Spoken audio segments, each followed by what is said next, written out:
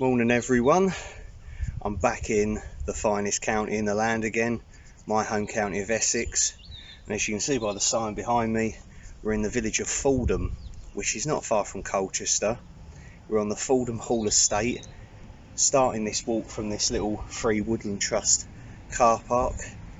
It's another walk from the Essex year-round walks book. This walk is meant to be set in the season of autumn. We're sort of in early autumn at the moment, and this is one of the longer walks in the book. It's 6.5 miles, and hopefully I've got enough time to get it done because I have to be in work for tonight at the gym. As you can see by the t-shirt again, I'm going to be doing some more miles for the Macmillan cancer support charity. They're running a October challenge. You've got to try and do 100 miles in the month and of course raise money. I've just passed the 30-mile mark in total as well, so this will add sort of like to 36.5, so that's brilliant. And yeah, thank you to everyone that's donated so far and got me to £100 and past that. Of course it's going to still carry on going, the fundraiser, so maybe let's try and go for £200, who knows. So yeah, if you've got any spare change, it's a very good cause, Macmillan. As I've said before in previous videos of these Macmillan walks, cancer affects everyone pretty much, so yeah, give what you can if you can. We're going to be walking a section of the Essex Way which I walked years ago, and we're going to be following a section of that, and we'll be walking along the River Colne as well, in the Colne Valley. We'll be seeing West Bergholt Hall and the church there, be passing through a woodland there, and I think we're also going to be seeing a pillbox or two along the route. I know driving in I saw a pillbox by the side of the road, the concrete small structures, defensive like bunkers used in World War II. That'd be pretty cool. And of course I've got a cider to review as well and a few snacks with me. Really nice weather today actually. There's not a cloud in the sky, well, one over there, but like nothing threatening looking. Slight breeze just to keep me cool, which is good, but nice and sunny, so I could end up getting a little bit of a tan, or probably knowing my luck just sunburn. So I've got some sun cream with me as well. Anyways, looking forward to it. It's nice to be out in the fresh air for a walk again. It's good for you, not just physically but mentally, it's good for you. Enough talking, let's get walking. This is a walk for autumn mornings when the air is cool and clear. The Fordham Hall Estate is, at 505 acres, one of the largest undertakings by the Woodland Trust. At the time of filming, the planting of thousands of trees is relatively new. In time, it will become a truly important recreational area.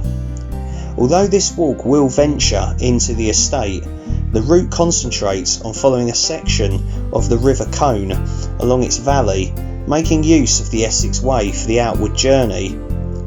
We do enter a more traditional Woodland Trust property, Hill House Wood, which is quite remarkable, mainly for its crop of bluebells, but also for the rich flora at other times of the year, which results from the mosaic of woodland types.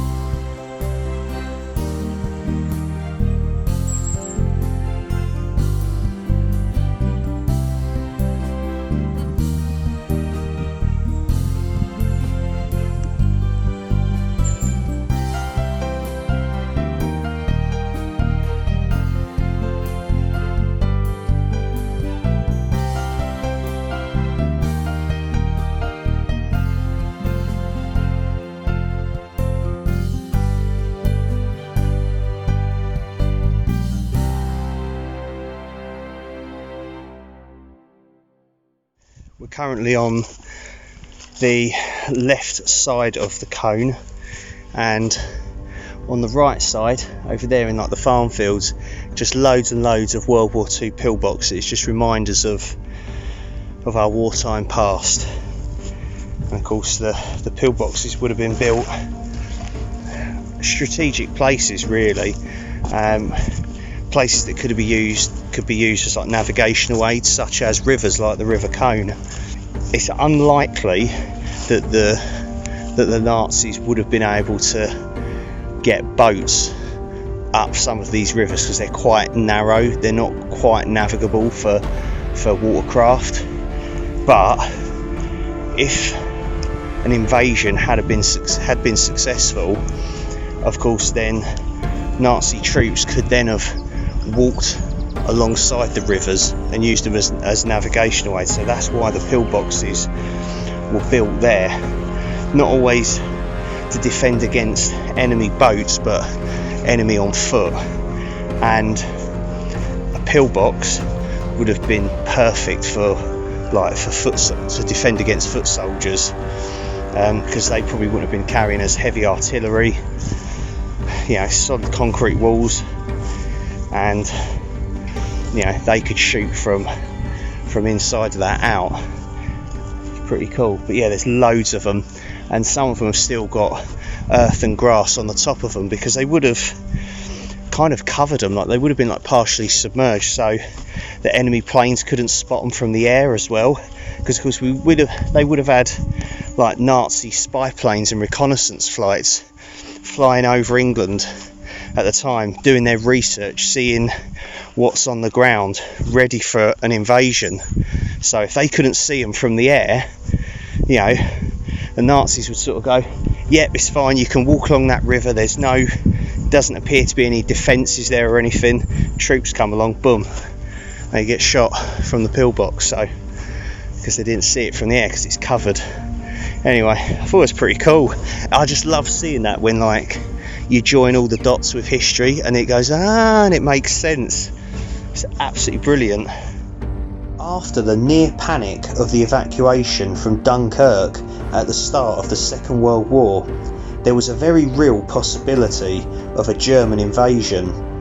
All along the coast, defences were hurriedly erected and the Home Guard was formed. In addition to the tank traps and fortifications that lined the Essex coast, a vast building operation started to construct mini forts called pillboxes along the river valleys in case the enemy proceeded inland by boats. Thus, in the relatively short distance that the walk accompanies the Colne, we will see 4 of the structures still remaining as part of what was in fact a prepared battlefield. The examples we see on this walk are octagonal with 36-inch thick outer walls. They have slits in each side, which are suitable for rifles or light machine guns.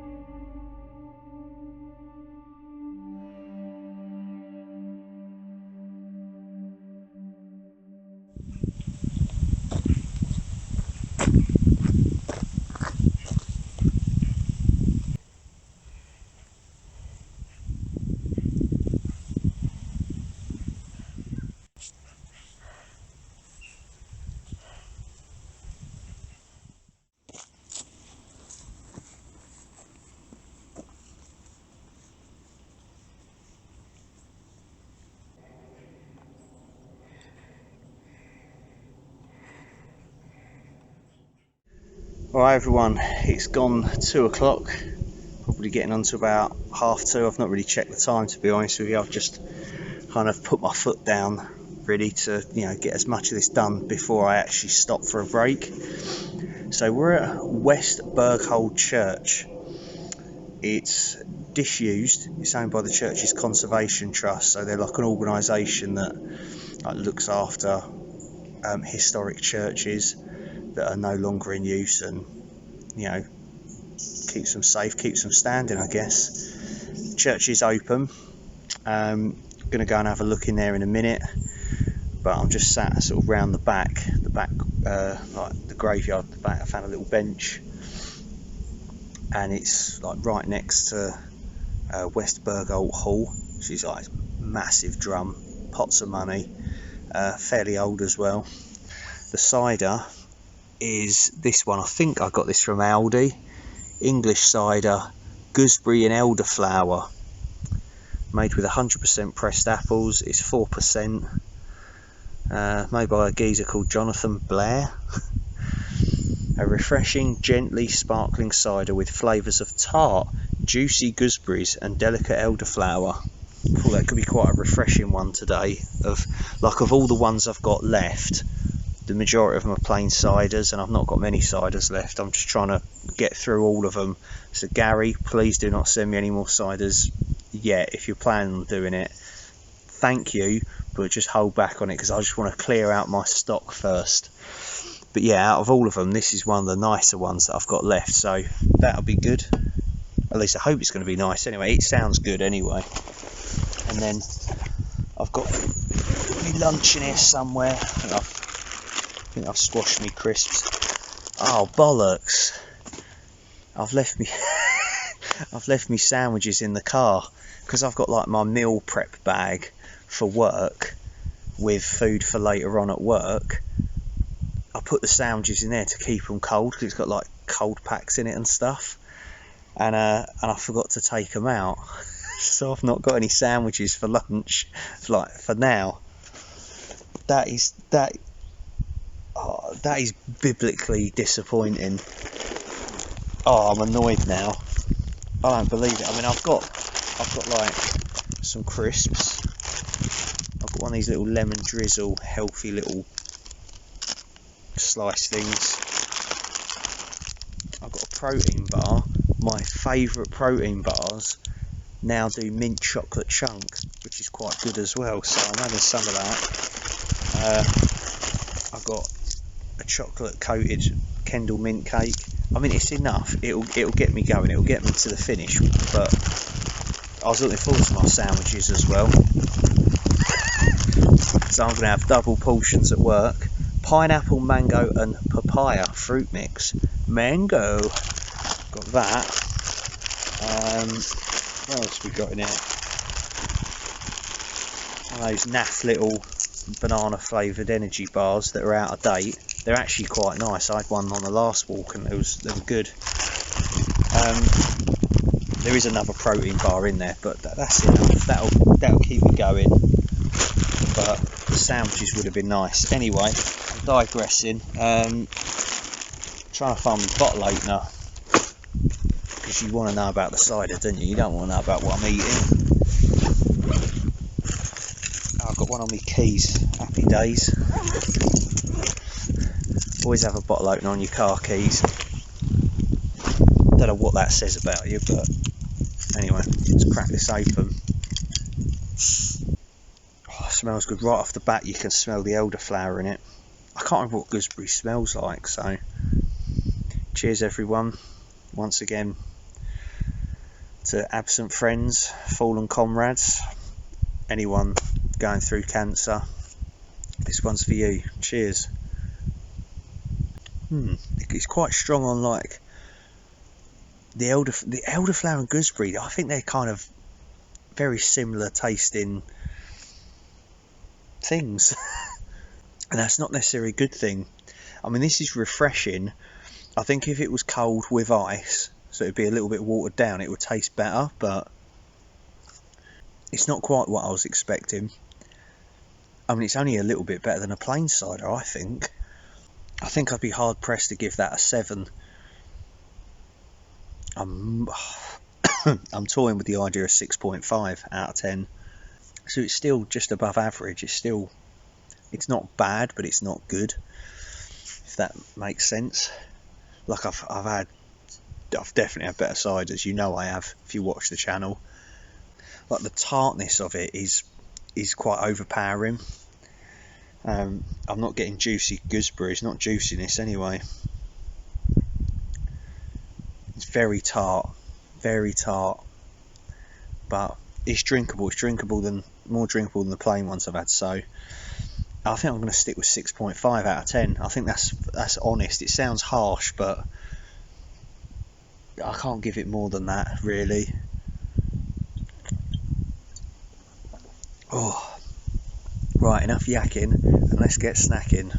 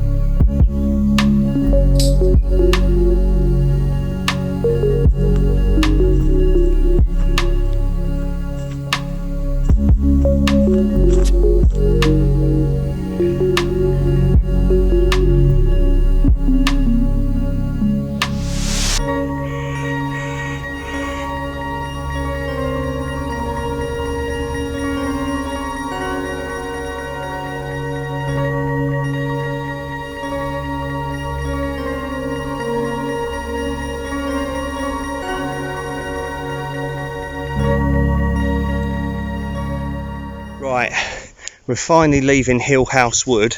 I've got a bone to pick with this book again. The directions were horrific. They were really, really bad, and they sort of took you on this pointless route, like going the long way through the woodland, rather than just taking the main route through the woodland to pick up this little stream that goes around the edge of it, and then find the only way out of the woodland is through a barrier just back there and over this footbridge. That's really lost me a lot of time now. I've done circles and stuff. I've backtracked about 3 or 4 times through that woodland, and now it's more or less, I'm pretty certain it's going to make me late for work. Like, it's 3:45, and I was hoping to get to work for 4 and start work at 4:45. Instead, now I'm don't know how many miles left I've got left to go. Probably 2 miles tops, maybe less than that, hopefully less than that, and then I've got at least a 45-minute drive, maybe a 50-minute drive to get to work. So I'm not going to get there on time, which is really annoying. I've noticed it in a couple of other walks. They've done it as well. They've sort of almost like, sort of made you like make up your own routes, you know, as opposed to following a well-known track. It's gone, oh, but you can do this because it's open access land. It's just like these books are designed for people like of basic, not like, you know, sort of basic skill, right? You know, beginner to intermediate level. It's designed to get people out walking. They're meant to be simple routes that anyone could navigate and follow, and I'm sorry, some of them just aren't, you know. Really shit. Yeah, it's definitely a rant over. Okay, so we found the right route again. You're getting no fancy shots now, no bloody walking shots, because I ain't got time to do them and set them up.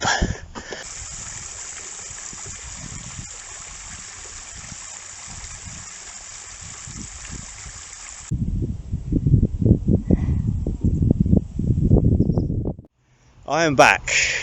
Sorry about that, you kind of really didn't get to see any of the rest of the walk, but to be honest with you, it was incredibly boring.